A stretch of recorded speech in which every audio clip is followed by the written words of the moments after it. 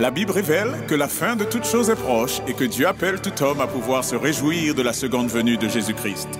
L'objectif de cette présentation est de vous préparer à être du nombre de ceux qui gardent les commandements de Dieu et le témoignage, la foi de Jésus-Christ.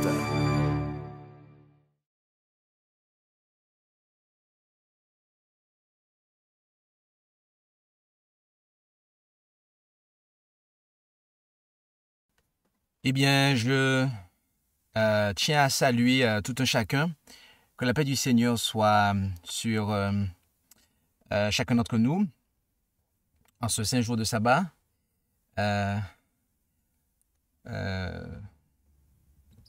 Aujourd'hui, nous sommes le 24 décembre et c'est le jour de l'année où notre monde, le monde dans lequel nous vivons, eh bien, va passer le réveillon de Noël.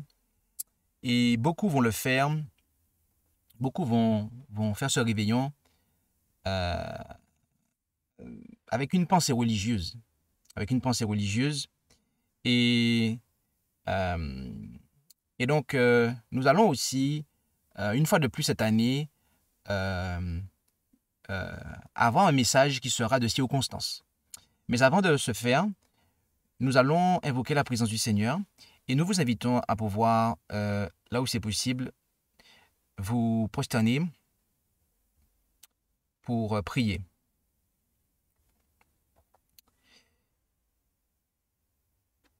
Et prions notre Dieu. Notre Dieu, notre Père Céleste, nous voulons te remercier pour tes bienfaits, ton amour et ta grâce manifestée envers nous. Et alors que nous allons ouvrir ta sainte parole, nous te demandons de nous accorder ton Esprit Saint. Veuille disposer l'intelligence, l'entendement et le cœur de chacun d'entre nous afin que ce message puisse trouver la place qui lui revient, de sorte que nous puissions pratiquer cette religion pure devant toi. Et fortifie chacun d'entre nous sur le sentier de la vérité. Et c'est en Jésus que nous t'en prions, Père. Amen.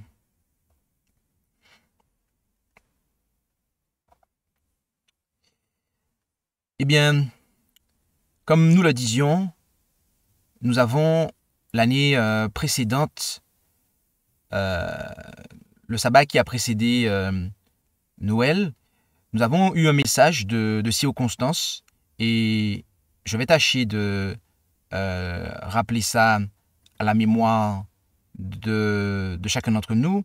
En effet, l'année dernière, nous avons,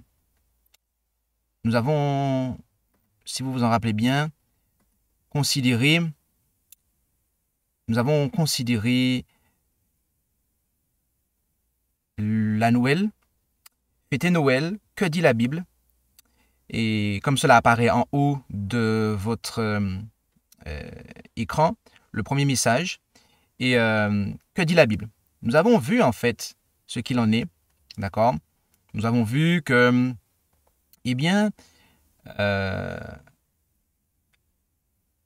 que cette fête de Noël n'est pas quelque chose de biblique. Néanmoins, plusieurs fêtent Noël avec l'esprit de pouvoir honorer Jésus.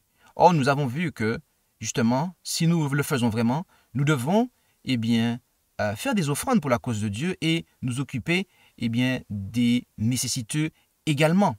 Tel était le cas de Jésus et de sa famille lorsqu'il est venu dans ce bas monde.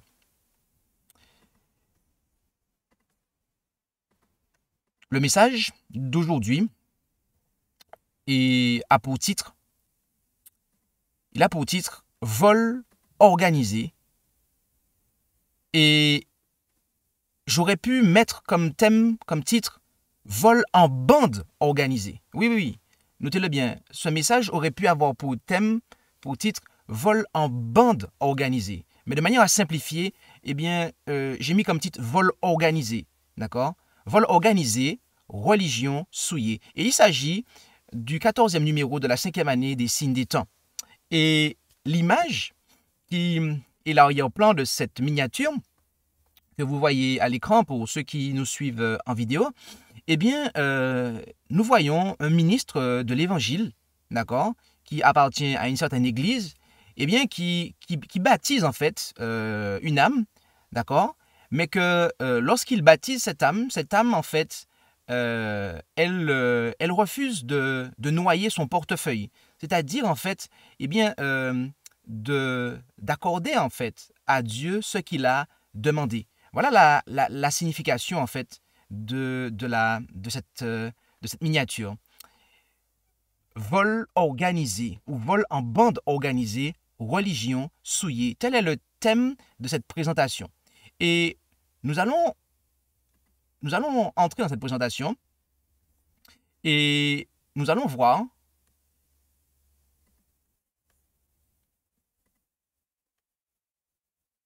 et nous allons commencer avec Nombre 18, versets 20 et 21. Nombre 18, versets 20 et 21, où nous lisons « Puis l'Éternel dit à Moïse, tu n'auras point d'héritage en leur pays. » Je reprends. « Puis l'Éternel dit à Aaron, tu n'auras point d'héritage en leur pays. Tu n'auras point de portion au milieu d'eux. Je suis ta portion et ton héritage au milieu des enfants d'Israël. Et quant aux enfants de Lévi, voici, je leur ai donné pour héritage toutes les dîmes d'Israël en échange du service qu'ils font, le service du tabernacle d'assignation. » Dans ces versets, nous voyons qu'il y avait une dîme qui était exclusivement réservée aux Lévites. D'accord?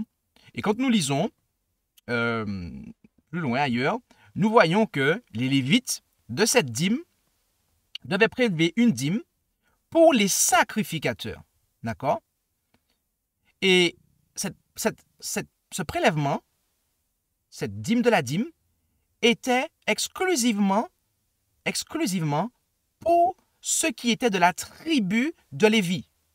Donc, bien qu'il y ait une dîme de la dîme, cela est inclus dans la première dîme. D'accord? Cette dîme, en fait, est réservée aux Lévites. Et voyez-vous, l'Écriture ne nous parle pas que de cette dîme. En effet, ailleurs, nous lisons en Deutéronome 14, versets 23 à 29, « Et tu mangeras devant l'Éternel ton Dieu au lieu qu'il aura choisi pour y faire habiter son nom, la dîme de ton froment, de ton vin, de ton huile, et les premiers-nés de ton gros et de ton menu bétail, afin que tu apprennes à craindre toujours l'Éternel ton Dieu. Mais si le chemin est trop long pour toi, et nous allons au verset 25, alors tu les convertiras en argent et tu serreras l'argent en ta main et tu iras au lieu que l'Éternel ton Dieu aura choisi. Et tu donneras l'argent en échange de tout ce que tu désireras, gros ou menu bétail, vin ou boisson forte, et tout ce que tu souhaiteras. Et tu le mangeras là, devant l'Éternel ton Dieu, et tu te réjouiras, toi et ta famille. Et tu n'abandonneras point le Lévite qui est dans tes portes, parce qu'il n'a point de portion ni d'héritage avec toi. Au bout de 3 ans, tu tireras toutes les dîmes de ton revenu de cette année-là, et tu les déposeras dans tes portes. Alors le Lévite qui n'a point de portion ni d'héritage avec toi, et l'étranger, l'orphelin et la veuve qui seront dans tes portes, viendront et mangeront et se rassasieront, afin que l'Éternel ton Dieu te bénisse dans toute œuvre que tu feras de ta main. Dans ce passage, nous voyons que il ne peut pas s'agir de la dîme, la première dîme, la dîme qui était exclusivement réservée aux Lévites, puisque on voit que le donateur, celui qui génère ce revenu et qui dîme ce revenu, mange dans cette dîme, d'accord? Mais pas simplement lui. L'étranger, l'orphelin, la veuve, d'accord? en plus du Lévite qui est convié. Donc, il est manifeste qu'il s'agit là d'une autre dîme, qu'on peut logiquement qualifier de seconde dîme, et qui, eh bien, était destinée à l'exercice de la charité et de l'hospitalité. D'accord? Cela est très clair. D'accord? Cela est très clair. Et cela est tellement clair que des croyants inspirés, d'accord, des observateurs du sabbat chrétiens, d'accord, qui ont accepté la vérité pour notre temps, eh bien, ont vu cela, l'ont souligné et l'ont présenté. En effet, il nous a été dit, afin de promouvoir le rassemblement du peuple au service religieux aussi bien que pour subvenir aux besoins des pauvres, une seconde dîme de tout le revenu était autrefois demandée. Concernant la première dîme, le Seigneur déclara, « Et quant aux enfants de Lévi, voici, je leur ai donné pour héritage toutes les dîmes d'Israël. » Nombre 18, verset 21. Mais à l'égard de la seconde, il commanda que tu mangeras devant l'Éternel ton Dieu au lieu qu'il aura choisi pour y faire habiter son nom, la dîme de ton froment, de ton vin, de ton huile et les premiers-nés de ton gros et de ton menu bétail, afin que tu apprennes à craindre toujours l'Éternel ton Dieu. Deutéronome 14, verset 23-29, chapitre 16, verset 11 à 14. Il devait, pendant 2 ans, apporter 7 dîmes, ou son équivalent en monnaie, à l'endroit où le sanctuaire fut établi. Après avoir présenté un sacrifice de louange à Dieu, ainsi qu'une portion spéciale aux prêtres, les personnes ayant présenté l'offrande devaient employer le reste de celle-ci pour une fête religieuse à laquelle les Lévites, l'étranger, les orphelins et les veuves participèrent. La provision était ainsi faite pour les sacrifices de louange et les fêtes annuelles. Le peuple était, par ce moyen, attiré dans la société des prêtres et des Lévites afin qu'ils puissent recevoir instruction et encouragement dans le service de Dieu. Cependant, tous les 3 ans, cette seconde dîme devait être employée à la maison pour entretenir le Lévite et le pauvre, car Moïse avait dit qu'ils la mangeront dans tes portes et seront rassasiés. Deutéronome 26, verset 12. Cette dîme pourvoyait à un fonds pour la pratique de la charité et de l'hospitalité. Bien-aimés, c'est une chose évidente et manifeste que l'inspiration, le don de prophétie manifesté dans le ministère de Sir Ellen G. White reconnaissait la seconde dîme. D'accord? Et les autres pionniers également. En effet, considérons un écrit du frère E.T. Jones, Alonzo Trevor Jones, où il déclara « La deuxième dîme était conservée par la personne qui la dîmait et était employée par elle de la manière qu'elle le choisissait, uniquement au service du Seigneur. » En résumé, la deuxième dîme était conservée par la personne qui la dîmait et était employée par elle uniquement au service du Seigneur. Donc, on voit que les pionniers de l'adventisme du 7e jour étaient au clair quant à l'existence historique de cette seconde dîme. Notez bien cela. Il est évident que les pionniers de l'adventisme du 7e jour étaient au clair, plus qu'au clair, quant à l'existence historique de cette seconde dîme. Quand je dis cela, c'est-à-dire que le fait que les Hébreux, les enfants d'Israël, d'accord, eh bien, au sortir d'Égypte, d'accord, au minimum, les pionniers ont vu que Dieu avait très clairement, eh bien, distingué une dîme exclusivement pour le soutien des enseignants, les Lévites, et une autre dîme pour le soutien des plus démunis, pour l'exercice de l'hospitalité, pour soutenir la pauvre, la veuve, le pauvre et l'orphelin. Ok? C'est manifeste. Les enseignants, les véritables enseignants du message des 3 anges ont reconnu cela. Mais voyez-vous, il semble que nous soyons face aujourd'hui à une apostasie. Oui, il semble qu'aujourd'hui nous soyons face à une apostasie. Et cette apostasie, voyez-vous, avait déjà en fait, comment dirais-je, elle s'était déjà manifestée du vivant de Jésus. En effet, rendons-nous en Matthieu 23 et lisons le verset 14.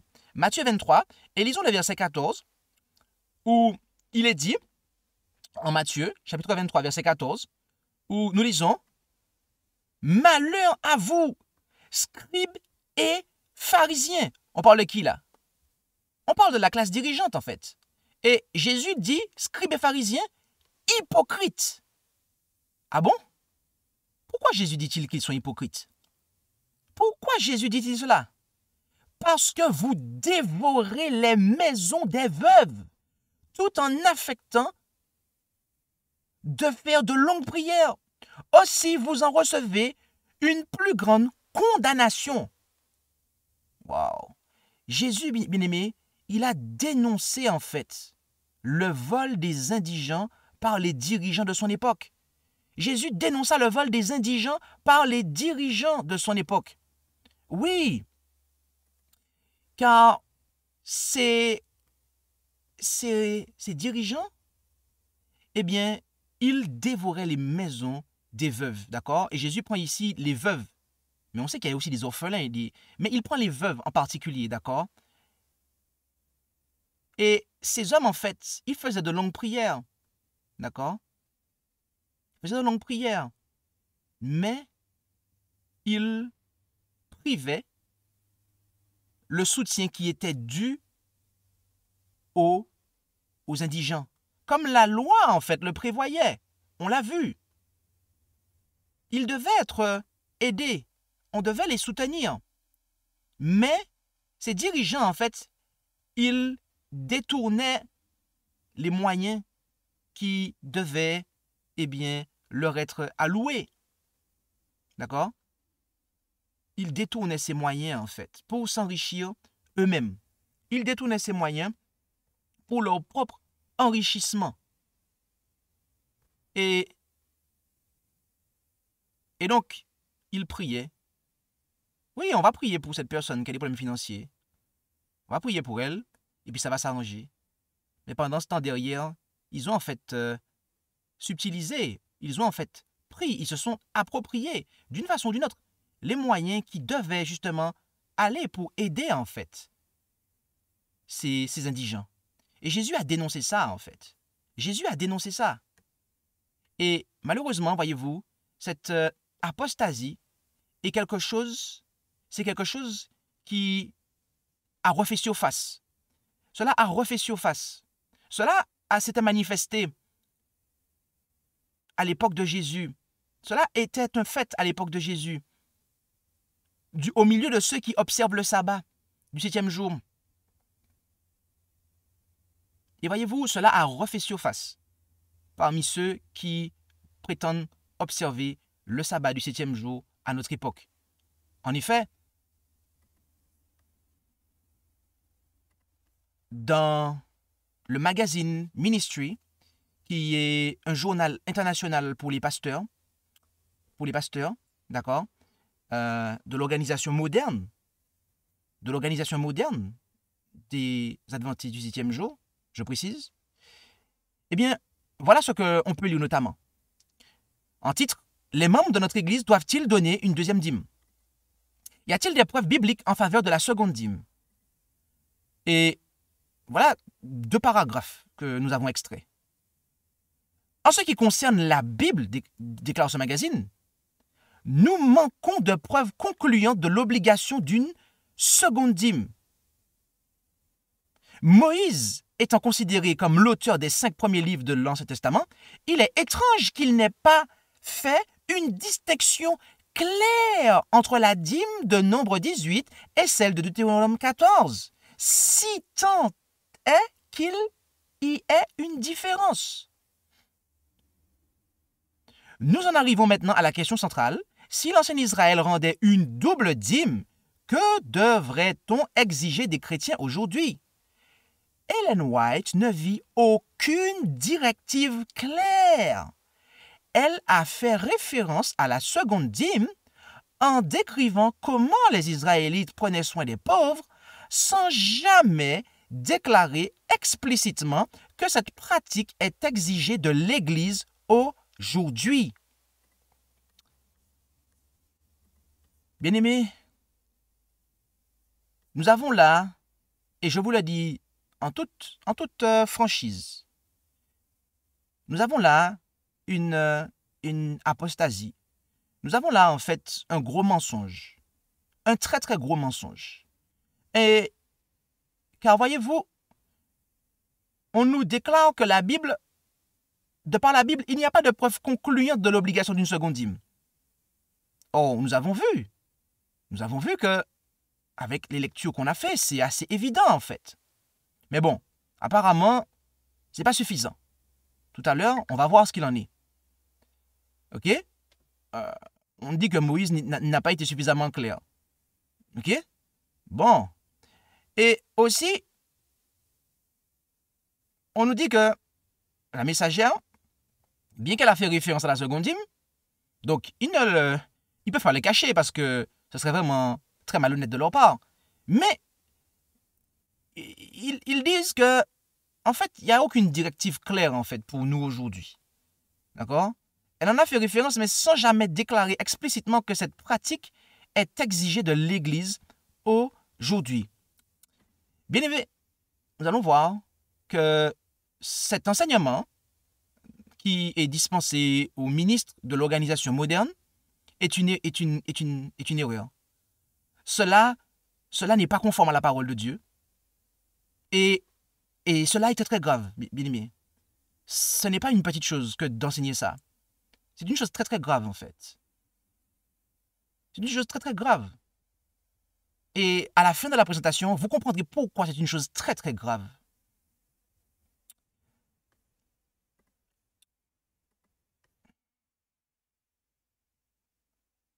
L'enseignement de ce magazine Ministry. Que pouvons-nous dire de cela? C'est faux. C'est faux. Nous allons voir maintenant que la seconde dîme reste valable pour les chrétiens. Oh oui, mes amis, on va voir ça maintenant. Rendons-nous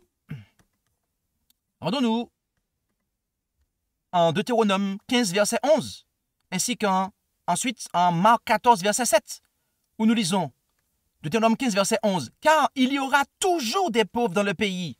C'est pourquoi je te fais ce commandement, et je te dis, ne manque point d'ouvrir ta main à ton frère affligé et pauvre dans ton pays. » Et Marc 14, verset 7, « Car vous aurez toujours des pauvres avec vous, et toutes les fois que vous voudrez, vous pourrez leur faire du bien. Mais vous ne mourrez pas toujours, déclara Jésus. » Bien-aimés, que lisons-nous ici?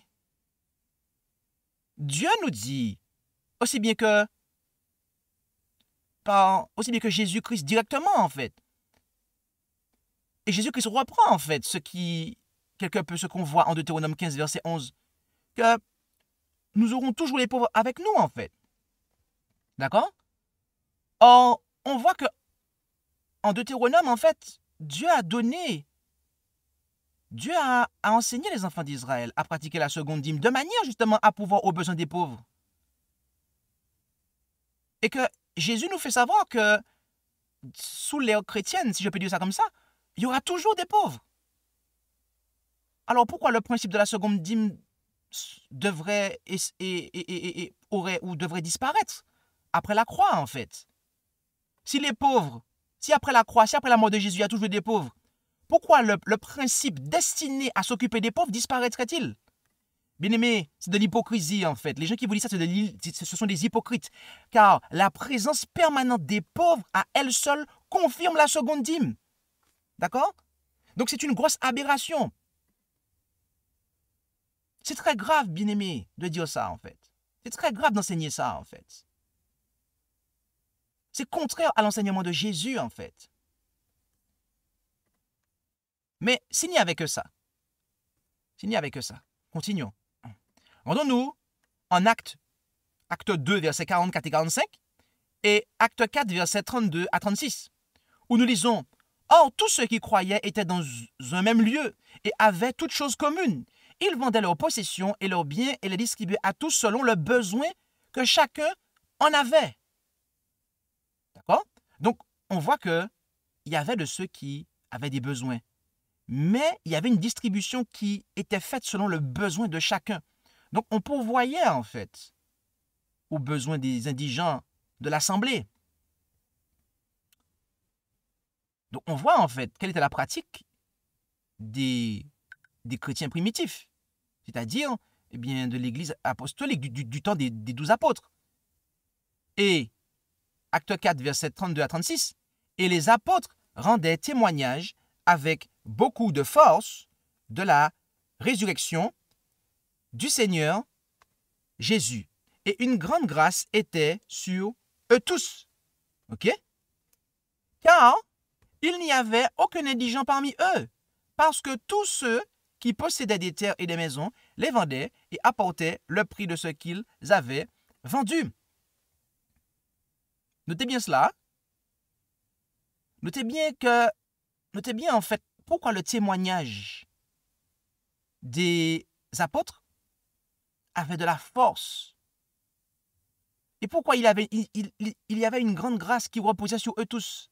C'est parce que il n'y avait aucun indigent parmi eux. C'est parce qu'il n'y avait aucun indigent parmi eux. Il y avait un système qui était observé par les apôtres qui faisait qu'il n'y avait aucun indigent parmi eux. Donc, on peut conclure que l'amour des chrétiens se vérifiait par leur pratique de la seconde dîme qui assurait l'absence d'indigents au milieu d'eux. Oui, bien-aimés, car c'est l'institution du Seigneur de manière à permettre une marge de manœuvre aux croyants pour assurer l'absence d'indigence parmi eux.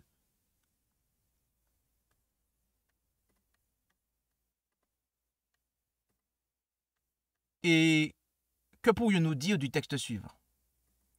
Luc 14, versets 12 à 14. Vous allez voir, ce passage-là, mes amis, ces versets-là, ils font étrangement écho aux paroles de Deutéronome, en fait, de Deutéronome que nous avons lu tout à l'heure.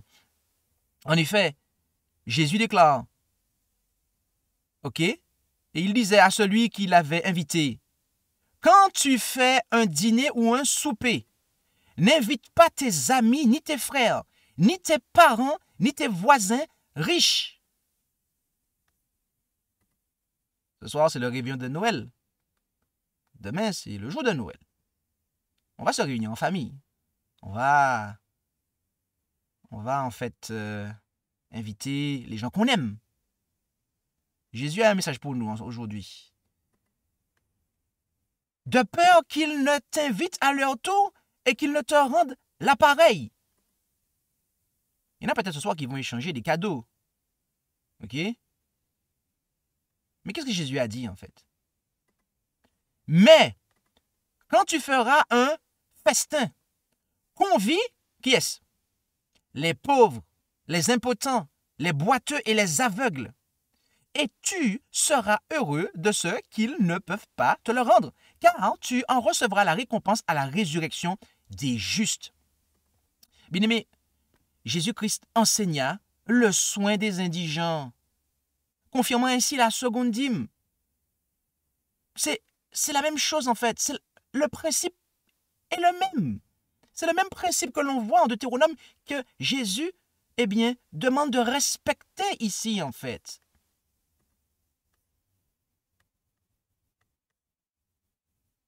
La Bible est claire. Je veux dire, le Nouveau Testament est clair. Nous voyons que Jésus et ses apôtres ont enseigné cela et ont pratiqué cela, en fait. Oui.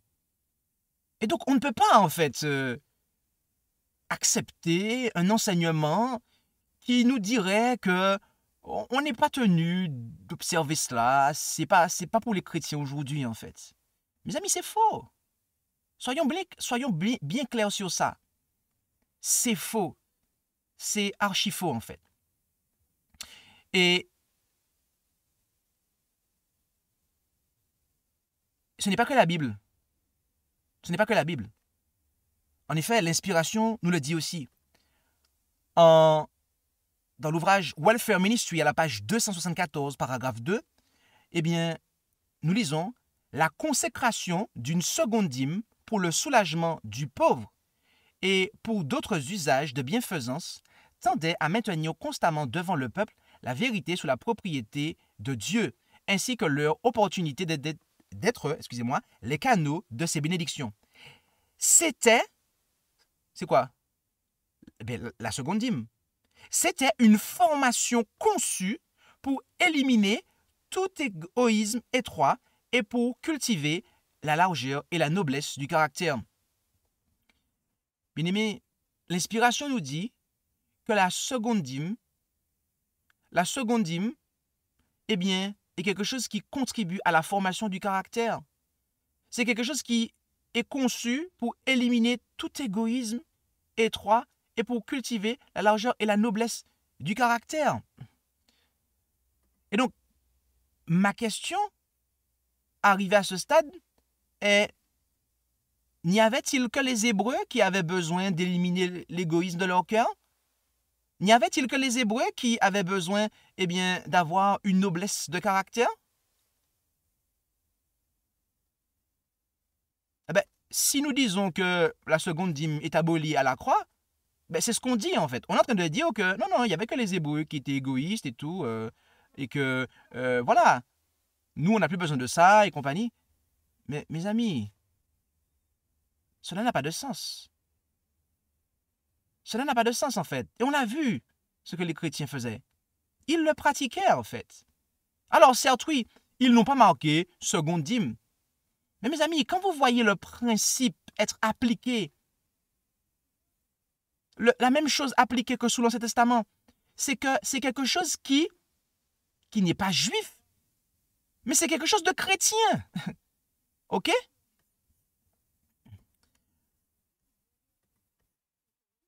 Ailleurs, il nous a été dit, et notez bien cela, les contributions demandées aux Hébreux à des fins religieuses et caritatives s'élevèrent largement à 1/4 de leurs revenus. Notez bien cela. La messagère nous dit que les contributions demandées aux Hébreux à des fins religieuses, premièrement, et caritatives, deuxièmement, s'élevèrent largement à 1/4 de leurs revenus.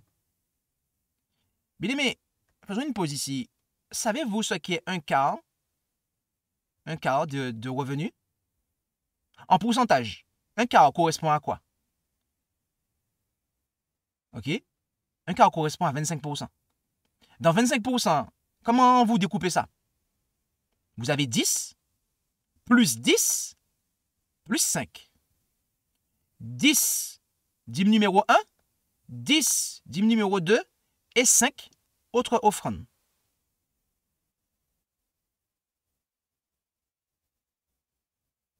J'arrête mon explication ici et on reprend ça. Les contributions demandées aux Hébreux à des fins religieuses et caritatives s'élevèrent largement à 1/4 de leurs revenus. Une aussi lourde taxe sur les ressources du peuple pourrait être présumée comme un moyen de les réduire à la pauvreté. C'est ce qu'on pourrait se dire aujourd'hui. Ah non, mais aujourd'hui, c'est pas possible. Ah non. Bon?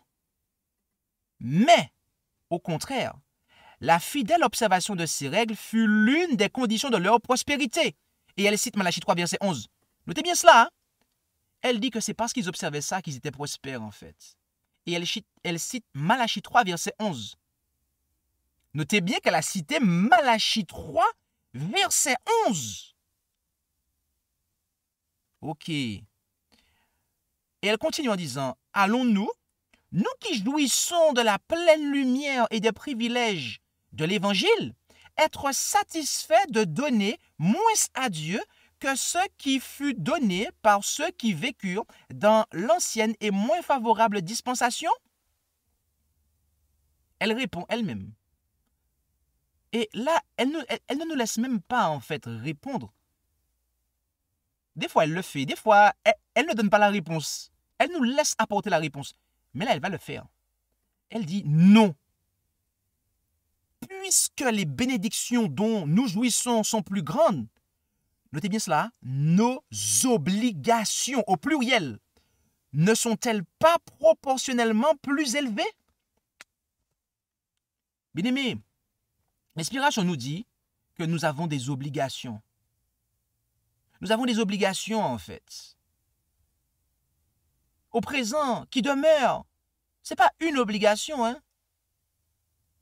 Ce n'est pas juste le premier dixième, hein. Ce sont nos obligations au pluriel. D'accord? Lesquelles, eh bien, elle a fait référence plutôt dans le quart. Vous savez, les 25% là. Oui. Oui, bien-aimé.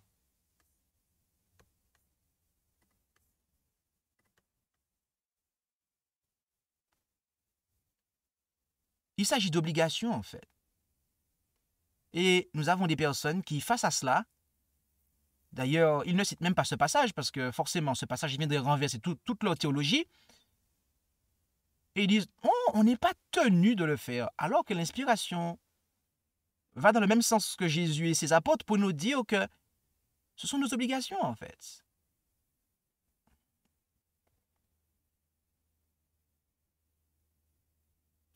Bien-aimés,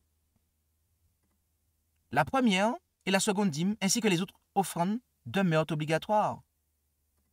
Oui, et considérons l'emploi de la seconde dîme par les premiers adventistes du 7e jour. Parce que ça, bien-aimés, ça vient vraiment réfuter, en fait, l'enseignement qui est dispensé aux ministres, en fait. Oh oui! Non seulement par la plume, mais aussi par leur exemple. Les pionniers, en fait, ont montré, en fait, ce qu'il en était.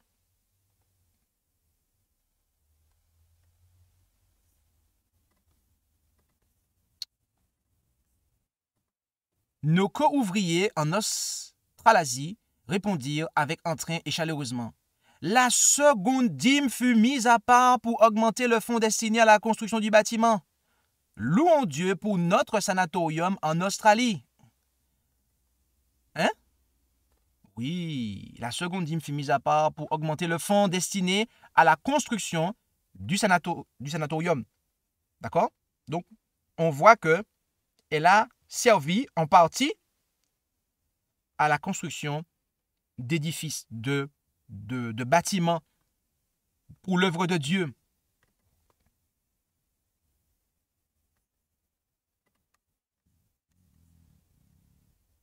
Était-ce tout? Non. L'œuvre scolaire d'église aussi. Le Seigneur désire que les églises, en tout lieu, se saisissent avec davantage d'assiduité de l'œuvre scolaire d'église, donnant librement pour soutenir les enseignants. La question fut posée. La seconde dîme ne pourrait-elle pas être employée pour le soutien de l'œuvre scolaire d'église? Elle ne saurait pas être employée pour un meilleur but. On voit que la seconde dîme, les adventistes du début de l'histoire du message, des 3 anges, eh bien, ils s'en servaient en fait. C'est pas pour dire que c'était que la messagère qui parlait de ça, ou qui la pratiquait, ou que c'était que le E.T. Jones. On voit que l'ensemble des adventistes étaient au clair sur ça, en fait. Et, notamment, ils s'en servaient pour l'œuvre scolaire de l'Église. Je précise, hein, l'œuvre scolaire d'église. Ok, continuons. Je ne trouve pas qu'il soit sage que l'école dépende de la seconde dîme pour couvrir tant de ses dépenses. Si les frères comptent autant sur elle, je crains que les difficultés ne s'accumulent. Vous devriez œuvrer patiemment pour développer ces industries par lesquelles les élèves peuvent en partie financer leurs études. Ici, on voit que l'œuvre scolaire d'église ne doit pas absorber toute la seconde dîme. C'est vrai qu'elle peut en partie être soutenue par la seconde dîme, mais elle ne doit pas être soutenue entièrement par la seconde dîme. Donc là, c'est un équilibrage qu'elle opère dans ce passage. Et elle va faire un autre équilibrage dans un autre ouvrage en disant En ce qui concerne l'œuvre scolaire, je fus instruite que le plan de ne rien faire payer aux élèves pour leurs cours, dépendant uniquement de la seconde dîme pour soutenir l'école, laissera toujours l'école dans la condition d'embarras financier. Lorsque j'ai pour la première fois entendu ce mouvement, j'ai pensé que je le laisserais résoudre ce problème. Mais je vous le dis à présent, la lumière qui me fut donnée est que d'autres plans doivent être établis à la place de celui visant à soutenir les écoles à partir de la seconde dîme. Les élèves devraient payer un prix raisonnable pour leurs cours. Il y aura une abondance d'endroits pour employer la seconde dîme en faisant un fervent travail missionnaire en de nouveaux endroits. D'accord? Donc là encore, on voit l'équilibrage qui est opéré et on voit qu'il y a une abondance d'endroits pour employer la seconde dîme en faisant un travail missionnaire en de nouveaux endroits. Donc, nous voyons en fait quel était le vécu des premiers adventistes en fait du 7e jour. À cet égard, nous voyons en fait que les premiers adventistes du 7e jour, ils étaient au courant de l'existence de la seconde dîme, ils l'observaient, ils la pratiquaient, d'accord? C'était pas quelque chose qui n'était pas connu en fait.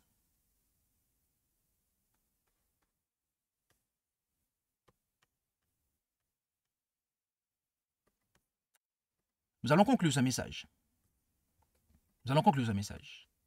Et pour conclure ce message, nous allons prendre un passage, plusieurs passages. Mais le premier d'entre eux se trouve en Matthieu 25,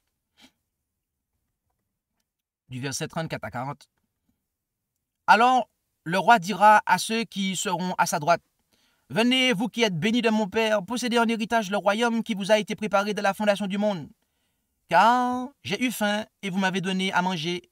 J'ai eu soif et vous m'avez donné à boire. J'étais étranger et vous m'avez accueilli. J'étais nu et vous m'avez vêtu. J'étais malade et vous m'avez visité. J'étais en prison et vous êtes venus me voir. » Alors les justes lui répondront, « Seigneur, quand est-ce que nous t'avons vu avoir faim et que nous t'avons donné à manger, ou avoir soif et que nous t'avons donné à boire?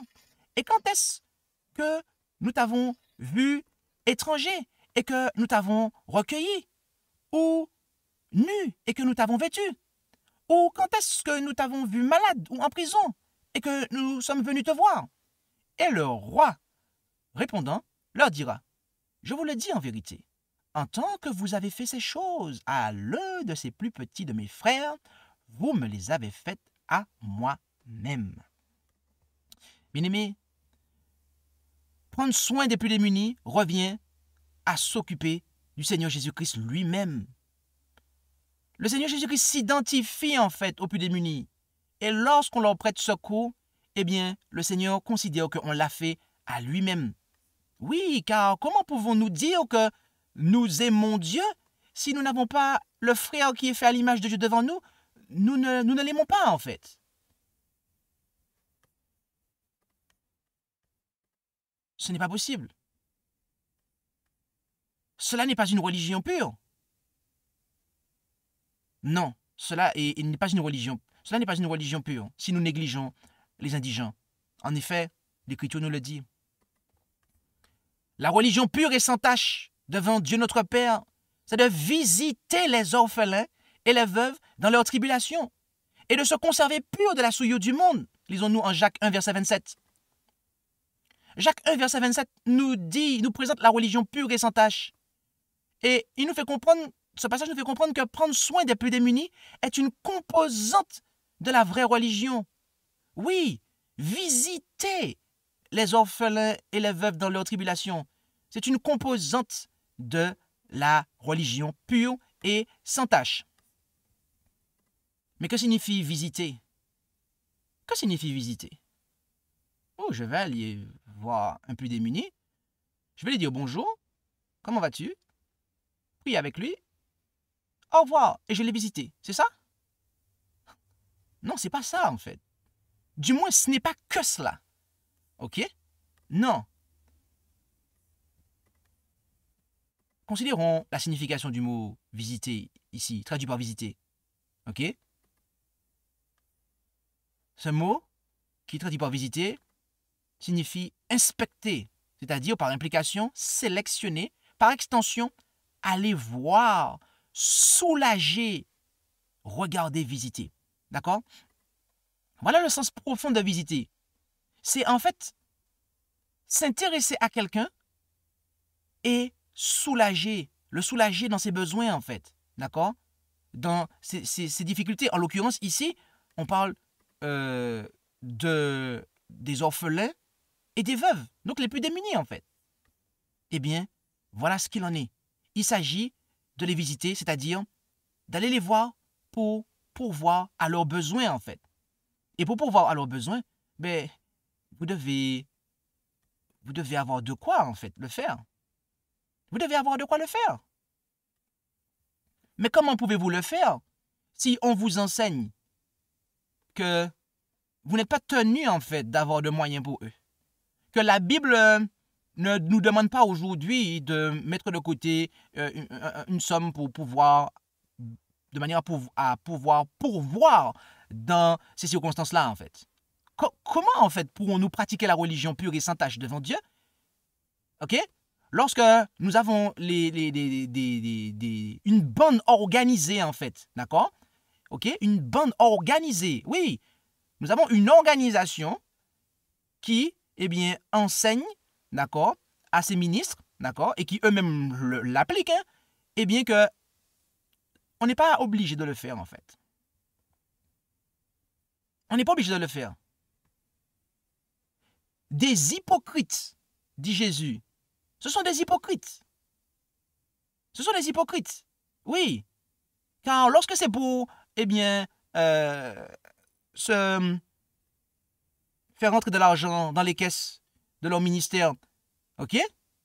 Oui, pour soutenir les pasteurs, eh bien, ils ne vont pas hésiter, en fait, à prendre des textes de l'Ancien Testament, d'accord? Ils ne vont pas hésiter, en fait, à prendre des textes de la Bible. Et puis pour insister, pour faire comprendre que oui, il faut observer la dîme, en fait.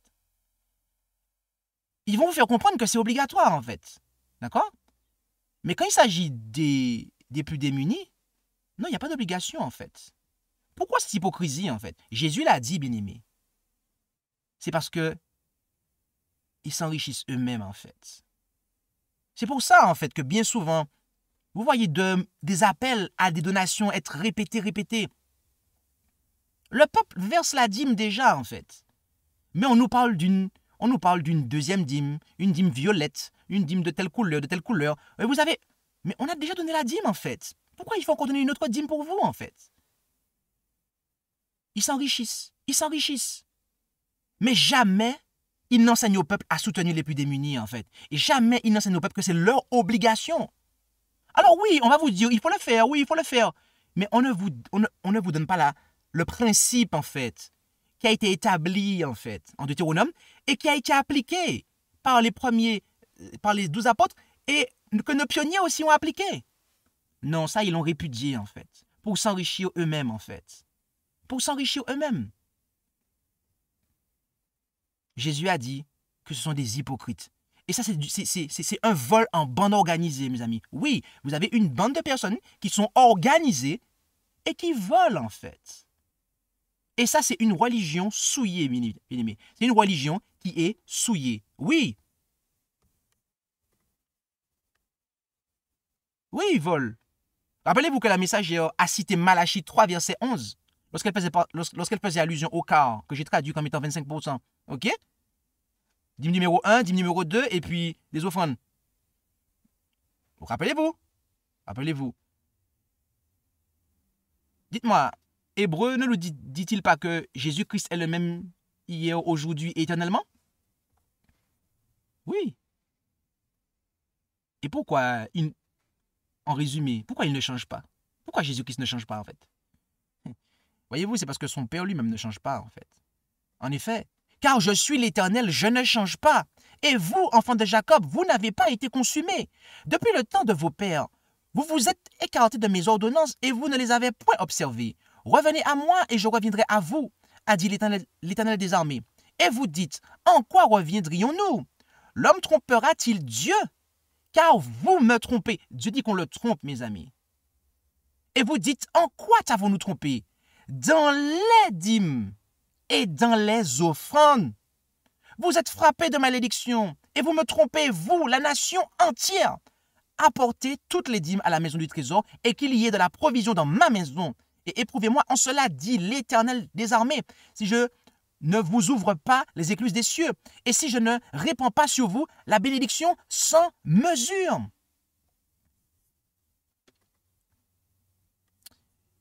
Bien-aimés, Dieu ne change pas. Dieu ne change pas. Et il nous accuse. Il accuse le peuple. Oui, il accuse l'organisation dont les ministres, là, en bonne organisée, ils se mettent d'accord pour, justement, en fait, ne pas enseigner le devoir qui revient au peuple de soutenir les plus démunis. Il dit qu'on le trompe. Car rappelez-vous que lorsqu'on prête secours à un démuni, c'est à Jésus qu'on le fait. Mais si en fait on ne le fait pas, parce qu'on n'a pas les moyens pour le faire, eh bien, on néglige Jésus. On trompe Jésus en fait. Et ce, dans les dîmes et dans les offrandes. D'accord? Dieu ne change pas, bien-aimés. Alors cessons de le négliger, de négliger son Fils Jésus-Christ en la personne des pauvres.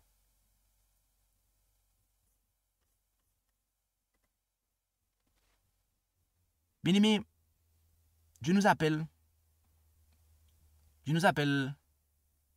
si ce n'est pas le cas, à changer de religion. Dans quelle religion êtes-vous? Dites-moi. De quelle église faites-vous partie? De quelle église êtes-vous membre? Êtes-vous membre d'une église qui vous enseigne que vous n'avez pas d'obligation vis-à-vis des indigents? Qu'il n'y a pas d'enseignement clair et défini sur cela? Bien-aimés, laissez-moi vous dire cela. Vous devez changer de religion. Vous devez changer de religion et adopter la religion pure et sans tache devant Dieu, qui consiste à visiter, c'est-à-dire à s'intéresser et à soulager les besoins des indigents.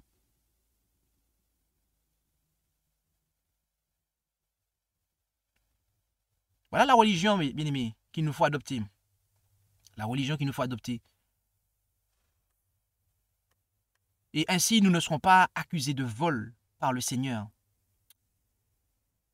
Plaise à Dieu que nous puissions, eh bien, discerner les signes des temps, car nous voyons cette apostasie, eh bien, refaire surface.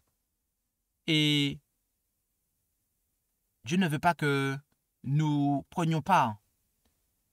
Il ne veut pas que nous prenions part au péché. Il nous demande en fait de sortir de Babylone, de la confusion, de sorte que nous ne participions pas à ces péchés. Or, lorsque nous voyons une bande organisée qui vole, qui ouvertement en fait détourne les croyants de leurs obligations envers les plus démunis, ce qui, je le rappelle, est une religion et une composante de la religion pure et sans tache. Bien-aimés, cette organisation, cette religion est une religion souillée. C'est une religion souillée. Et tous ceux qui veulent se purifier ne resteront pas dans cette religion. Tous ceux qui veulent se purifier ne resteront pas dans cette religion. Nous allons avoir un moment de questions-réponses et nous vous invitons à pouvoir, eh bien, poser vos questions dans le chat à SJH 1889 de France. Et donc, pour ceux qui sont sur YouTube, sachez que on ne prendra pas les questions sur YouTube. Si vous voulez poser vos questions, il vous faut vous connecter dans la salle à SJH 1889 de France et taper vos questions à l'écrit. Et la modération me fera remonter vos questions. Bien évidemment, des questions en rapport avec cette présentation. d'accord? Et nous nous ferons un plaisir de pouvoir y répondre. Alors, n'hésitez pas, ne tardez pas, parce que lorsque le gong du stop va sonner, on va devoir interrompre. Alors, vous êtes invités à pouvoir, eh bien, ne pas tarder.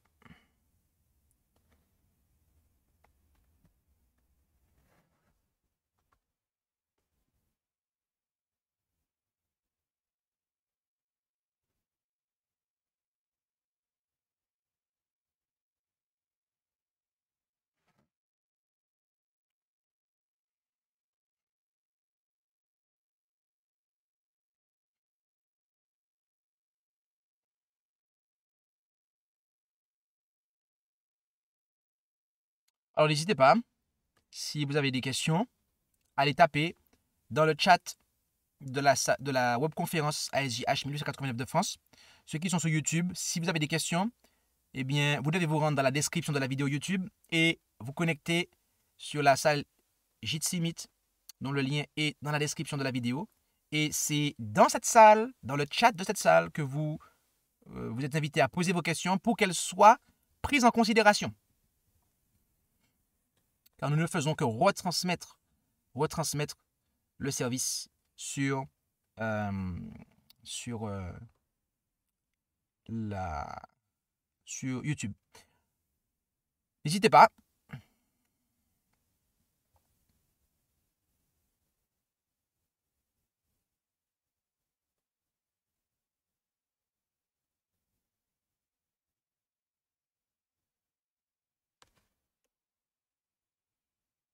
Amen. Est-ce que tu m'entends? Yes. Ok. Alors, il y a une question, ou tout du moins, c'est pas une question, ce serait une demande comment dire, d'approfondissement en fait d'un point que tu as évoqué. Donc, je l'enverrai pas à l'écrit ce point, mais ce serait lorsque tu expliquais que les personnes qui n'ont pas beaucoup de moyens aussi peuvent se retrouver dans cette condition à voler Dieu. Est-ce que tu peux un peu plus détailler sur ce point-là? Merci pour la question. Alors, j'aurais dit que les personnes qui n'ont pas beaucoup de moyens aussi peuvent voler Dieu. Alors, je ne sais pas si c'est ça que j'ai entendu, mais je ne me rappelle pas, en tout cas, avoir dit quelque chose dans ce sens-là. L'objectif de la présentation n'était pas de parler de la première dîme, mais de parler de la seconde dîme. J'ai effectivement parlé de manière à pouvoir expliquer la seconde. J'ai parlé de la première, et effectivement, les plus démunis sont tenus de pouvoir obéir à Dieu dans la première dîme. Maintenant, il est évident que quelqu'un qui est démuni, ça va lui être impossible de pouvoir respecter ce principe-là. Donc, c'est à chacun, en fait, d'évaluer sa situation, d'accord? Car la seconde dîme va, à bien des égards, elle va rentrer sous le coup de ce qu'on va appeler offrande, d'accord? En Malachie, il est mis dîme au pluriel et offrande au pluriel, mais en hébreu, les mots sont au singulier, d'accord? Et donc, quand on regarde ce qu'on appelle la seconde dîme, ça se range plus sous le coup de ce qu'on va appeler offrande, d'accord? Et donc, bien qu'on l'appelle dîme, d'accord? Mais c'est une offrande qui s'assimile à la dîme, d'accord? Et donc,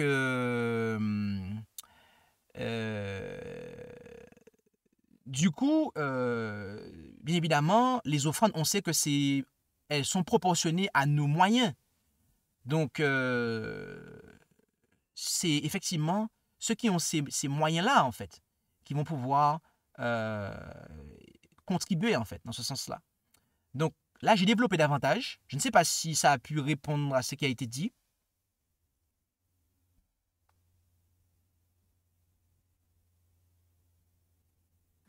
Amen. Oui, gloire à Dieu, cela a répondu effectivement à la question qui était entre guillemets, derrière l'aspect de pouvoir davantage élaborer.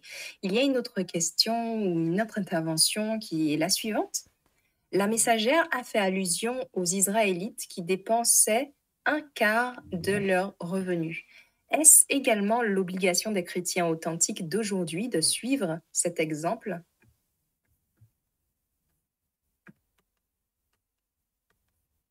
Alors, merci pour la question. Merci pour la question. Nous allons simplement revenir sur ce qui a été dit parce que des fois, il faut s'appuyer sur ce qui a déjà été dit de manière inspirée. D'accord? Donc, les contributions demandées aux Hébreux à des fins religieuses et caritatives s'élèvent largement à un quart de leur revenu. Un quart. Si vous convertissez un quart en pourcentage, ça fait combien? Un quart de 100%, c'est 25%.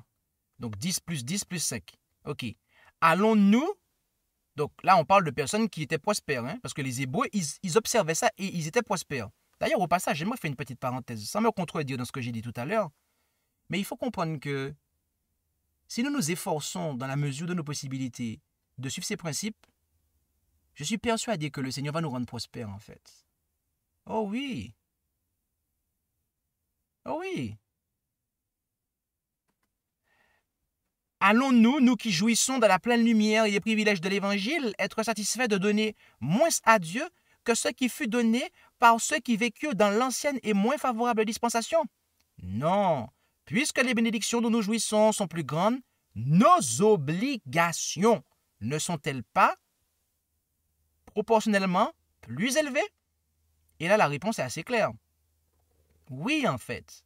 S'il y a un non avant, c'est que la question qui suit, c'est un oui, en fait, qu'il y a. Oui, nos obligations sont proportionnellement plus élevées, en fait. OK? Donc, ceux qui sont... S'il me faut répondre à la question, la messagère a-t-elle fait allusion aux Israélites qui dépensaient un quart? Oui, elle a fait allusion à ça, de le revenu. Est-ce également l'obligation des chrétiens authentiques d'aujourd'hui de suivre cet exemple? Eh bien, nous avons répondu, hein, la messagère a répondu elle-même. Hein.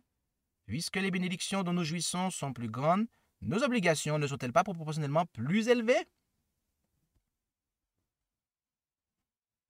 C'est clair. Oui. Ce principe n'a pas varié, en fait. Donc, je ne m'arrangerai pas avec les dévoreurs de veuves pour vous dire que, oh non, vous inquiétez pas, c'est pas grave et compagnie. Non, mes amis. OK? Ici, là, nous vous partageons la parole de Dieu et les enseignements de la vérité pour notre temps. Et donc, c'est la vérité, en fait. C'est ça. Donc, maintenant, il faut savoir comment intelligemment pratiquer ces choses. Et donc, nous avons donné des exemples. Il pourrait y avoir d'autres exemples pour notre époque. Mais en tout cas, voilà. J'espère que j'ai répondu à la question.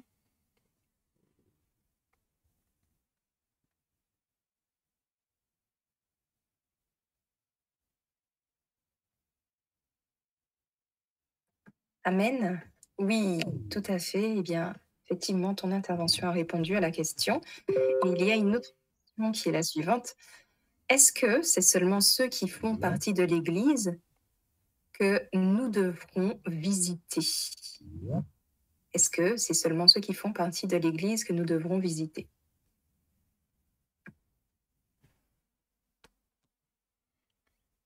Alors, merci pour la question qui a été posée.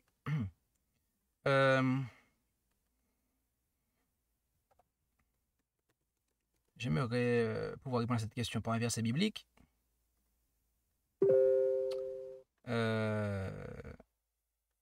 Il y a un passage qui nous dit, donc, en 1 Corinthiens 9,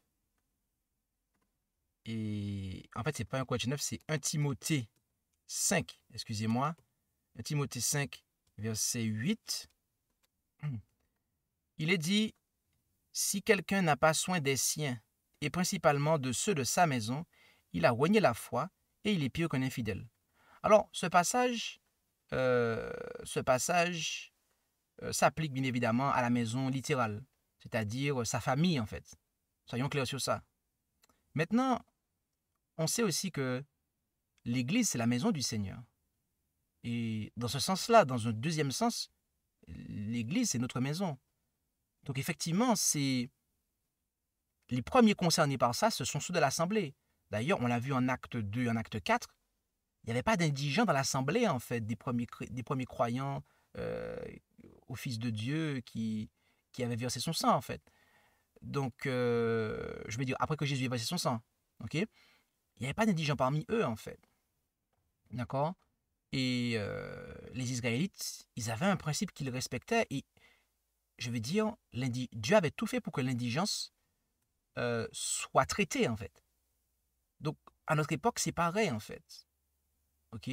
On est censé prendre soin des indigents selon nos possibilités, selon nos moyens, donc proportionnellement à nos moyens, et principalement de ceux de notre maison, de notre église, en fait. Ok?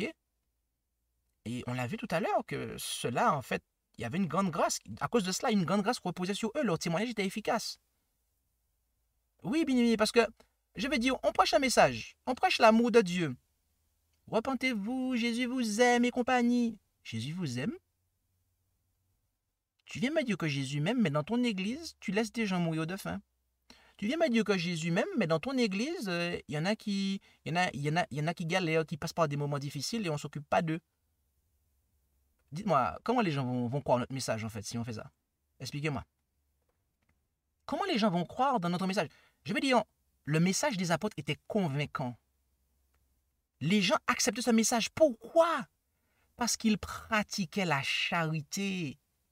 Ils pratiquaient la charité. Les besoins des gens étaient recensés et ils étaient traités. Je veux dire, et c'est ce dont nous avons besoin, en fait. Ok? Et cet enseignement-là, c'est un enseignement que nous mettons dans la classe baptismale. C'est dans les principes fondamentaux, dans le guide d'études que nous avons, en fait. Lorsqu'on traite de la partie offrande, on enseigne la seconde dîme, en fait. Vous allez prendre des manuels, là, des classes baptismales, je vais dire, de l'organisation moderne. Les gens sont ignorants de ça, en fait. Les gens sont ignorants de ça. Et ils sont baptisés, comme dans l'image, d'accord? Mais leur portefeuille, en fait, ne tombe pas dans l'eau, en fait. Je veux dire. Et ce qui reste, après, on se l'approprie pour soi, en fait. Les ministres se l'approprient pour eux, en fait. J'espère que j'ai pu répondre à la question.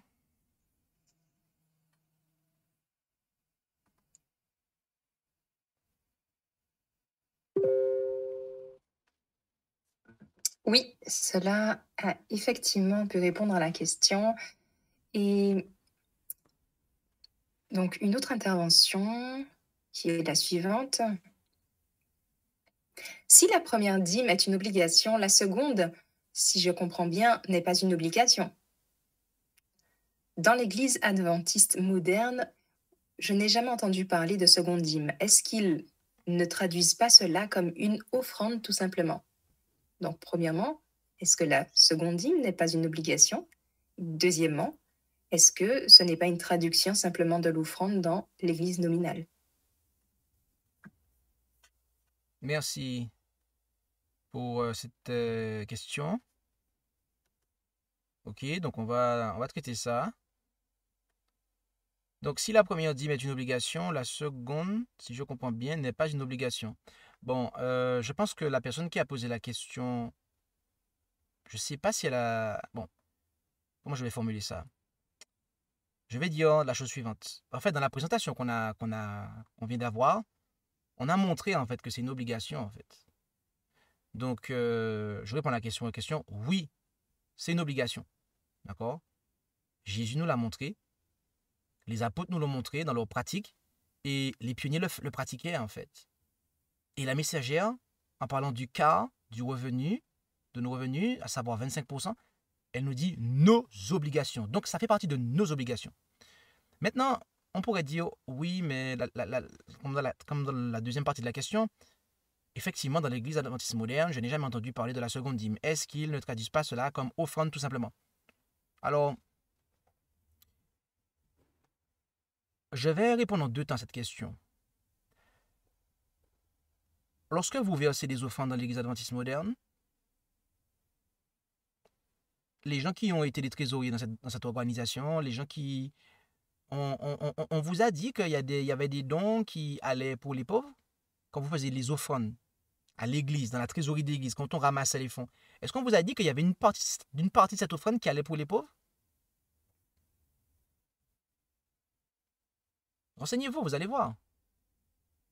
En fait, les pauvres, ils étaient traités plutôt avec le secours adventiste, avec ADRA, en fait. Et là, c'était au bon vouloir, en fait, de chacun, en fait. Il n'y avait pas de principe défini, en fait.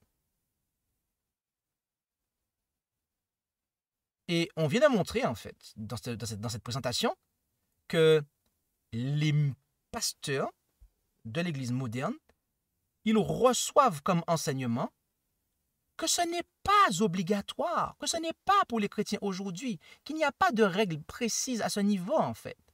Et que chacun fait un petit peu comme il en a envie, en fait. Alors, bien évidemment, on est d'accord, hein. N'allez pas croire que je suis en train de mettre une espèce d'épée de Damoclès sous votre tête, d'ailleurs. C'est pas ça, d'ailleurs. Et simplement, Dieu veut qu'on, effectivement, fasse les choses de bon cœur. Et si nous aimons vraiment, en fait, notre prochain, on ne va pas accepter de le voir dans le dénuement. On va, en fait, mettre en place des choses pour cela. Oh, c'est quelque chose qui n'est pas rendu possible dans l'organisation moderne puisque l'enseignement lui-même n'est pas présent, en fait. D'accord? Donc, c'est laissé, en quelque peu, au bon vouloir de chacun. Je veux dire, il y a une première dîme qui rentre, c'est parce qu'il y a un enseignement sur ça, en fait. Donc, il devrait aussi y avoir un enseignement par rapport à la seconde dîme. Et la seconde dîme, il faut savoir qu'elle est gérée par les croyants. D'accord? Ce n'est pas une dîme qu'on prend et puis qu'on met dans la caisse de l'Église et puis c'est l'Église qui s'occupe des besoins des pauvres. Dieu, de manière totale, je précise. Non, Dieu veut que on gère soi-même cette dîme. La première dîme, elle doit être intégralement remise, d'accord, au trésor pour le soutien du ministère. Mais la seconde dîme, elle reste à nous et on la gère dans l'œuvre de Dieu, en fait, notamment pour le soutien pour la bienfaisance, l'hospitalité, le soutien des plus démunis, etc., etc. Et c'est aussi un fonds duquel on tire des offrandes, d'accord? Comme on l'a vu en Deutéronome. Donc, je suis désolé, mais en fait, je veux dire, la présentation qui a été faite, et j'invite ceux qui ont peut-être sommeillé durant la présentation. Parce que des fois, il y en a qui sommeillent dans les présentations. Hein? On les voit des fois dormir. N'hésitez pas à regarder la présentation parce que ce soir, Dieu voulant, elle sera publiée sur la chaîne YouTube. Écoutez-la une fois, deux fois, et vous allez voir en fait que c'est limpide, que c'est clair. Et consultez l'article du ministry là qu'on a présenté. Et vous allez voir en fait que c'est un principe qui n'est pas reconnu. C'est un principe qui n'est pas reconnu. Et donc si vous ne reconnaissez pas un principe, vous ne l'appliquez pas. Si vous dites que ce n'est pas valable pour nous aujourd'hui, vous n'allez pas en fait veiller à ce que ce soit respecté. D'ailleurs, il ne se soucie pas de ça en fait. Voilà, c'est laissé au bon vouloir de chacun et chacun fait comme il veut. Mais bien aimé, si Jésus venait aujourd'hui, en présentiel, et que les apôtres venaient à ressusciter, oh là là, je peux vous dire qu'il y en a qui se sentiraient mal. Parce que ils entendraient dans leurs oreilles, bande d'hypocrites en fait. Oh oui, Jésus leur dirait ça en fait. Et les apôtres seraient en train d'enseigner sur ça en fait. Parce qu'ils avaient compris que c'était la religion pure et sans tache. Donc c'est beau en fait de venir, rappeler aux gens qu'il faut qu'ils versent la dîme pour le ministère. Ouais, c'est intéressant. Mais par contre, c'est moins intéressant quand on rend les gens ignorants quant à leurs obligations vis-à-vis des démunis et que derrière ça, on va leur demander de verser encore une dîme violette, une dîme rose, une dîme, je sais pas, bordeaux, bref, toutes les couleurs de l'arc-en-ciel là pour les pasteurs. Alors qu'ils ont déjà reçu une dîme, hein. Mais il faut encore qu'on leur verse d'autres dîmes, d'autres dîmes, d'autres dîmes. Et pour ceux qui ont été dans l'organisation, vous savez que ça se passe en fait. Vous le savez aussi bien que moi-même que il arrive des moments où on demande encore une autre dîme. On fait des appels pour ça, hein, et on l'appelle dîme. Mais à quel moment ils font des appels pour la seule seconde dîme, d'accord, qui est existante en fait? À quel moment on fait des appels pour cela en fait? À quel moment on sensibilise les gens en fait à leurs obligations vis-à-vis des plus démunis? À quel moment? Jamais.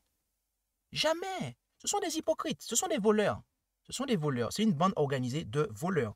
D'accord? Et quand je dis ça, je n'ai aucune espèce d'animosité vis-à-vis des individus qui remplissent la fonction de ministre dans cette organisation-là. Quand je dis ça, je le dis purement comme Jésus l'a dit. Hypocrite. D'accord? Vous dévorez la maison des veuves. C'est la vérité en fait. Donc quand on voit ce comportement-là se reproduire à notre époque, il faut le dénoncer. Et si cet enseignement d'aujourd'hui dérange, eh bien tant mieux. Parce que c'est fait pour ça. Il faut que ça dérange. Il faut que ça dérange. Parce que le message des trois anges n'est pas là pour caresser les gens dans leur péché, mes amis. Oh non, non, non, non, non, non. J'espère que la réponse élargie a pu aider.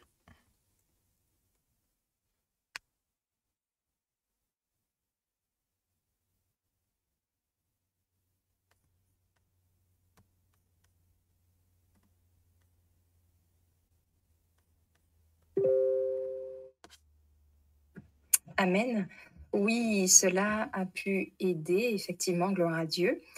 Il y a une autre question qui est la suivante. Il y avait deux citations faisant référence à la seconde dîme pour la construction du sanatorium et des écoles. Est-ce que tu peux rappeler la différence de l'usage entre la seconde dîme et l'offrande?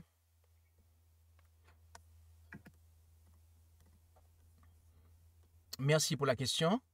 En fait, il faut savoir que... donc, je reprends la question.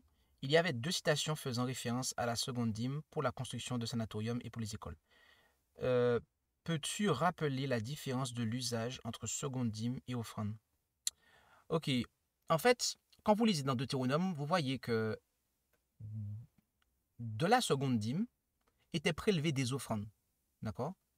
Donc, il y avait des offrandes qui étaient faites avec le fond de la seconde dîme. Ok? Et la seconde dîme, c'est un fonds qui est destiné à la charité, la bienfaisance et l'hospitalité. En clair, subvenir aux besoins des plus démunis. Les offrandes, telles que vous et moi, on les connaît historiquement parlant, la conception populaire de offrande, ok, eh bien, c'est des offrandes qu'on va faire. Par exemple, le sanctuaire, il avait été construit sous la base d'offrandes, d'accord, d'offrandes volontaires, et il était entretenu sous la base d'offrandes volontaires. D'accord? Donc, tous les éléments qu'il fallait renouveler, il y avait des offrandes volontaires qui étaient faites pour renouveler tout ça. L'huile, etc., tout cela. Et donc, on voit que les offrandes dont il est question dans la question, par exemple, il va falloir, lorsqu'une église a un lieu de culte, il va falloir qu'elle paye, si elle paye un loyer ou les frais liés à ce lieu, etc., ça va être des offrandes. D'accord? Des offrandes dans ce sens-là. Maintenant, la seconde dîme, elle est destinée à la bienfaisance, à la charité, à l'hospitalité. D'accord? Et donc voilà, je ne sais pas si je dois dire plus que ça pour clarifier davantage. N'hésitez pas à me le faire savoir.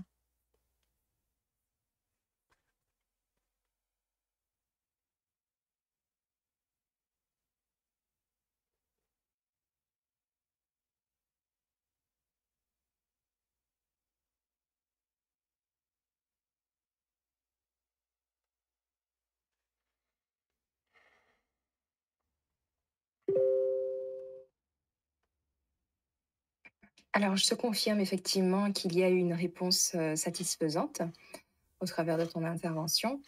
Et la prochaine question est la suivante. Pourquoi les pasteurs de l'Église nominale ne visitent pas la veuve et l'orphelin, mais ceux du dehors?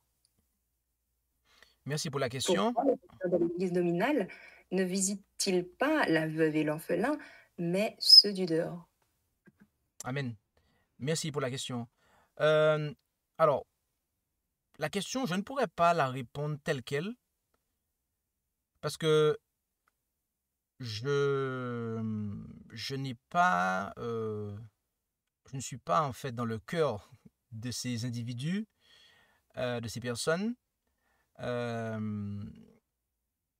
Maintenant, ce que je vais dire, c'est qu'en fait, il faut savoir que les besoins des indigents à l'époque des 12 apôtres étaient comblés par le biais du ministère des diacres.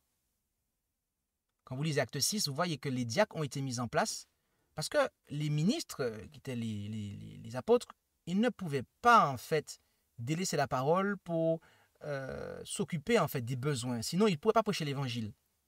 Donc, il y avait des ministres. Donc, à ce moment-là, on a créé une deuxième catégorie de ministres.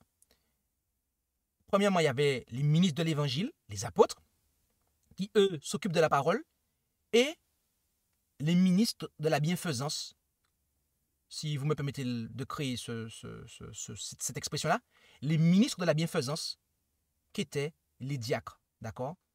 C'est les diacres qui ont la responsabilité, en fait, de veiller à cela dans l'Église. Mais tous les chrétiens, en fait, sont appelés à surveiller ses frères et sœurs pour savoir s'il leur manque quelque chose ou pas. Et bien évidemment, éventuellement, s'il y a besoin d'aide, de leur apporter à la diaconesse ou au diacre, de manière à ce que le diacre puisse effectivement eh bien, susciter une aide, en fait. D'accord? Donc, du coup, il ne faut pas, en fait, faire reposer sur le dos des ministres tout le travail, en fait. Le travail de la prédication, en plus du travail de la bienfaisance. Ok? L'objectif de la présentation n'était pas là. Dans la présentation, j'ai montré, en fait, tristement montré, là où était la faute. C'est-à-dire que c'est au niveau de l'enseignement, en fait. Au niveau de l'enseignement, il n'enseigne pas ça au peuple. Donc forcément, le peuple ne peut pas le pratiquer parce que il n'est pas enseigné dans cette voie-là, en fait. Et c'est là, et c'est là, et là seul, je dirais, que cette bande organisée pêche. C'est parce que ils organisent l'ignorance du peuple à cet égard. Oui, c'est ça, exactement. Cette bande organisée organise l'ignorance du peuple. Et donc, de ce fait, le peuple ne peut pas remplir ses obligations devant Dieu, en fait. Donc, je ne vais pas, je vais dire, je ne dirai pas autre chose que cela, en fait. Parce que c'est là le problème. Le problème n'est pas ailleurs. Les diacres de l'église nominale et dans le cadre de l'église, mais les membres aussi, ils ont une responsabilité à cet égard. Ils ne pratiquent pas, je dirais, de manière systématique cela, parce qu'ils ne sont pas enseignés à cet égard. Alors, attention, comprenons-nous bien. Je suis persuadé qu'il y a des croyants dans cette organisation et dans d'autres qui, alors qu'on ne leur dit pas ça, eux-mêmes, ils prennent soin, ils font des donations à des œuvres de charité, compagnie, etc. Je veux dire, Dieu le voit et tant mieux pour eux, en fait.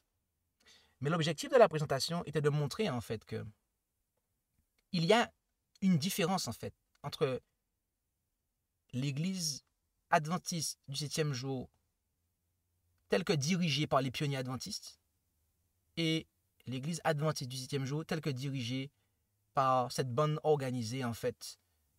En fait, ils sont théologiquement pas d'accord. Nos pionniers, s'ils sont vivants aujourd'hui, s'ils reviennent à la vie, ils ne pourraient pas enseigner, ils ne pourraient pas signer ce magazine pour les pasteurs, en fait. Madame White ne pourrait pas le signer, I.T. Jones non plus, les autres pionniers non plus, en fait. Donc, on a là affaire comme nous l'avons déjà montré dans beaucoup de présentations, on a là affaire à une nouvelle église. C'est pour ça qu'on dit l'église moderne. C'est l'église moderne parce qu'ils ont une théologie moderne. Quant à la divinité, quant au sanctuaire, quant à la générosité systématique vis-à-vis des plus démunis, c'est différent, en fait. Et pourquoi cela? Et ça, je le dis haut et fort, et je l'assume, d'accord? Je l'assume. Et je le dis non pas que je le suppose. Je ne suis pas en train de soupçonner le mal, hein? Attention. Hein? Mais c'est parce que ce sont des faits. Et on parle de faits. C'est pour s'enrichir eux-mêmes, en fait. Oui, parce qu'ils disent, ils n'enseignent pas qu'il faut soutenir les plus démunis. Ils n'ont pas un enseignement clair sur ça, comme nous avons un enseignement clair sur ça. Mais par contre, quand ils en ont besoin, ils vont demander d'autres dîmes que la dîme qui leur revient et qui devrait leur suffire normalement. Ça devrait leur suffire. Ça devrait leur suffire. Mais ils demandent d'autres dîmes pour leur ministère. D'accord? Mais jamais ils demandent une dîme pour les pauvres, en fait. Non, jamais. Jamais. Hypocrite. Jésus l'a dit. Vous êtes des hypocrites.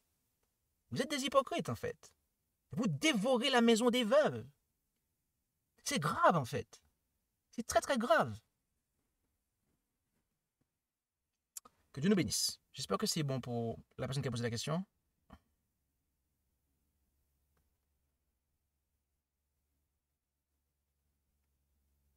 Ok, on me signale que je peux clore parce qu'il n'y a plus d'intervention. Donc, c'est ce qui va se passer. Amen. Eh bien, nous allons invoquer la présence du Seigneur par la prière pour clôturer. Et je vous invite à pouvoir vous prosterner là où c'est possible. Pour cela, prions notre Dieu. Tendre Père Céleste, merci pour ta parole qui est une lampe à nos pieds, une lumière sur notre sentier. Et tu nous fais savoir que nous avons, eh bien, ce devoir que de manifester notre amour en pratique à l'égard de nos semblables, en veillant à leurs besoins et en pourvoyant à ceux qui sont vraiment dans le besoin. Et car en agissant ainsi, eh bien, Jésus reçoit ses soins comme étant prodigué à lui-même. Et tu nous as donné des enseignements très clairs sur cela, depuis l'époque de Moïse, ton serviteur, jusqu'à l'époque des 12 apôtres, en passant par les pionniers adventistes du 7e jour. Et nous voulons, Père Céleste, recevoir cet enseignement, et ce, en dépit du fait que, eh bien, nous observons qu'une fois de plus, il y a de ceux qui effectivement en volent en bonne organisée et enseignent que nous n'avons pas d'obligation à cet égard, et ainsi détruisent à nos yeux, à nos oreilles, l'enseignement qui devrait être clairement publié, de sorte que le peuple soit au courant. Père Céleste, aide-nous à pouvoir ouvrir nos yeux, à pouvoir ouvrir nos cœurs, à pouvoir ouvrir nos mains pour soulager les besoins. En cette période dans laquelle nous sommes, où le monde se réjouit, le monde se réjouit en partie, ou je dirais égoïstement, tu nous appelles à nous réjouir, le cœur ouvert, la main ouverte avec ceux qui en ont besoin. Alors, donne-nous de pouvoir avoir cet amour en pratique et de pratiquer cette religion pure et sans tache devant toi qui consiste en résumé à secourir les plus démunis. Père Céleste, fais de nous tes intendants fidèles, de sorte que lorsque Jésus-Christ reviendra, eh bien, nous soyons comptés parmi les élus, comptés parmi ceux qui auront ton caractère, comptés parmi ceux dans le cœur desquels l'égoïsme aura été banni, et car nous aurons été de fidèles intendants sur la terre, et nous aurons aimé en pratique. Alors bénis chacun d'entre nous, et c'est en Jésus que nous t'en prions pour ta gloire, Père. Amen.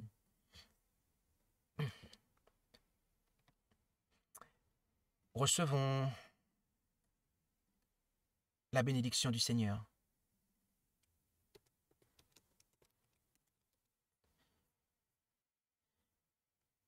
L'Éternel parla encore à Moïse en disant, « Parle à Aaron et à ses fils en disant, vous bénirez ainsi les enfants d'Israël et dites-leur, que l'Éternel te bénisse et te garde, que l'Éternel fasse luire sa face sur toi et te fasse grâce, que l'Éternel tourne sa face vers toi et te donne la paix.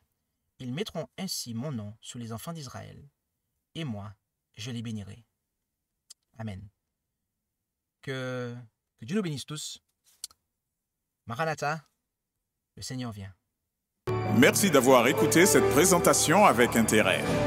Pour plus d'informations, consultez notre site internet lereste.org et suivez-nous sur Facebook ainsi que sur YouTube à @lereste. Vous pouvez aussi nous contacter par email à info@lereste.org ou par téléphone au +33 6 12 60 13 69.